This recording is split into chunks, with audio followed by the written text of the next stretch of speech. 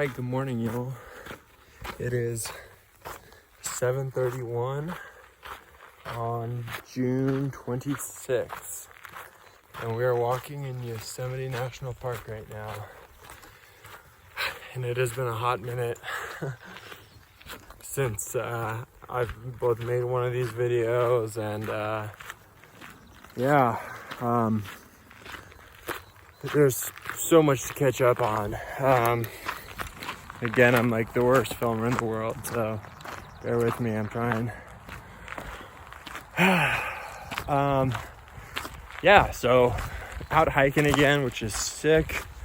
I would say for maybe the last 2 to 3 weeks, there's been a series of, unfortunate events, just the way the trail goes. Let's see, I mean, there was the week off in Bishop, and then we got back out on trail, and I'm so sorry. I did film a bit of our leaving Bishop. We went back over to Kearsarge, and we went out to Ray Lakes, but I got some ultra rant time. Ultras, they seem to be hit or miss. Some people really like them. They're a really hyped shoe. They have this really marketable zero drop. It's all natural, baby. Walk the way humans are supposed to walk, baby.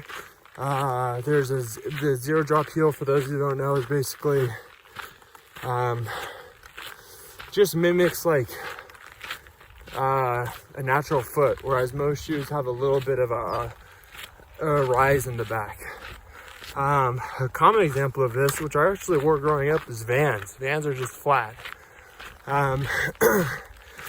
Anyways, ultras, in my opinion, and keep in mind everything I say on this channel is just my opinion, are pieces of shit. They wear down within sometimes 30 miles. I've heard of people getting holes in them. They're just kind of crappy quality. And like I said, they work for some people great. In my little group, we had probably at least 4 people, including myself, that I know of, who tried ultras, had a really bad experience, and wasted $160 like I did on them. In Kennedy Meadows, that's all they had. I was stoked to buy some new Merrells there. Merrell Moab Vents are just my go-to shoe. I bought them for the first time before I came out to trail, wore them in town for a while. They're great. So anyways, I bring this up because when we went back over Kearsarge to do the Bishop stretch, I was rolling my ankles. I think it was actually when I got to town. My feet just felt like the bones were broken in them or something. I know that sounds dramatic, but you know, your feet are everything out here. You're pretty in tune with them, you know? And it was just crazy how much pain I felt in like my bones. It was very strange. So I thought, okay, I just spent a lot of money. I'll try and at least get a couple 100 miles out of them. And so we went back out, and with the Sierras and the really rocky terrain, I was just rolling. Gosh, I'm sorry for doing this. My arm gets so tired. I was just rolling my ankles like crazy in those things. And it just became apparent that I wasn't going to be able to do the whole stretch in them. So we made the decision to go back to Bishop, back over Kearsarge for the 3rd time. We did Glen Pass and Kearsarge in one day, actually. It was brutal but doable, and we got back into Bishop, stayed for another couple days, ended up going up and taking the bus to meet the rest of our group in Mammoth. We got to Mammoth.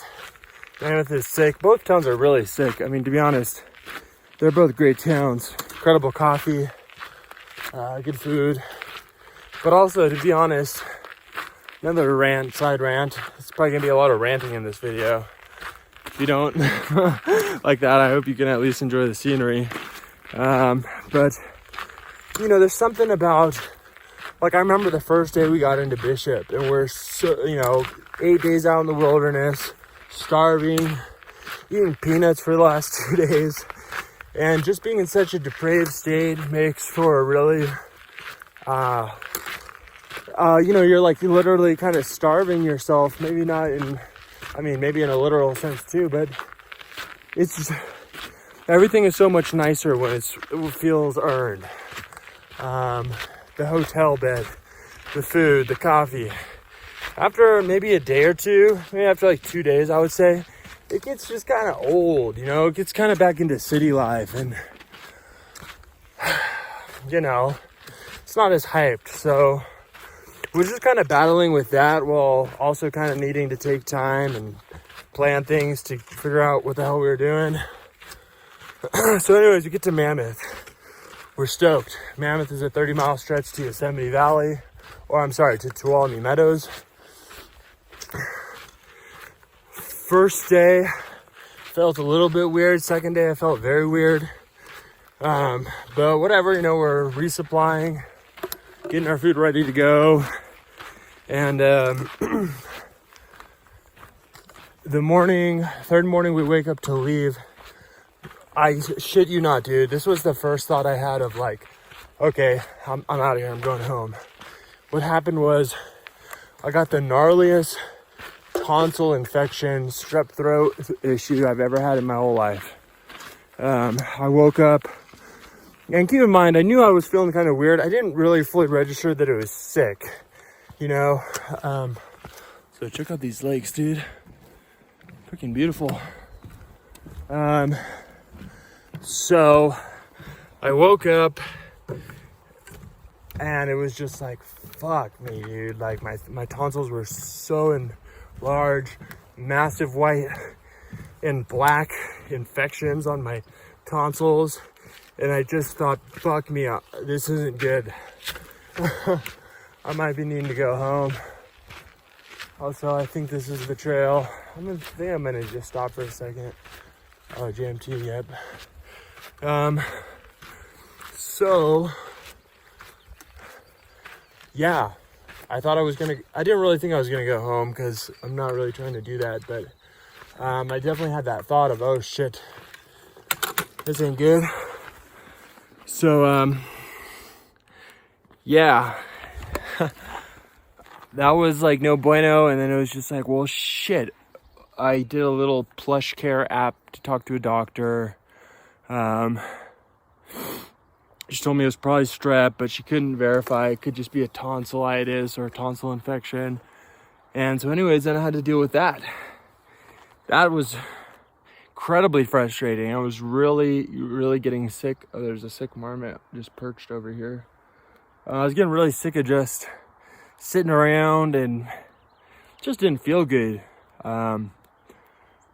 And then I have to deal with this tonsil infection. So I was like, well, we're leaving tomorrow. And then I woke up and I felt like crap. And I got antibiotics, but it takes a couple days to kick in. And I said, okay, we'll leave the next day. And I woke up and I still have all these white pus infections on my tonsils. It's just very like discouraging to get back out on trail when you're kind of wrecked.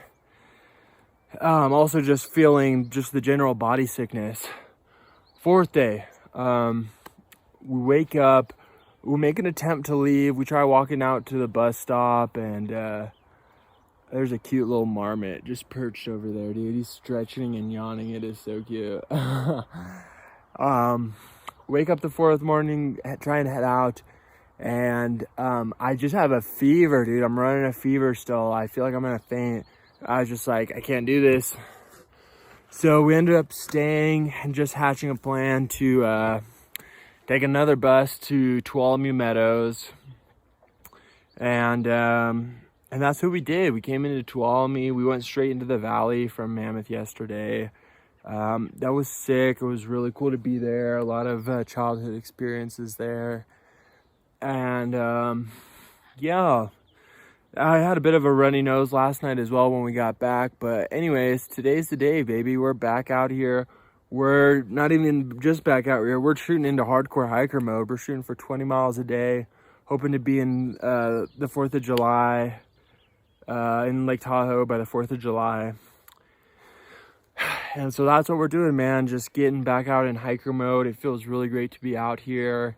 Yeah, I mean, my whole thing about miles in the beginning, you know, I was such a strickler, and I'm a purist, and I get people who are like that, and sure, man, you got my respect, I guess. But ultimately, you know, things shift around out here, and I've talked about this before, but I just came out here to have like an adventure of a lifetime.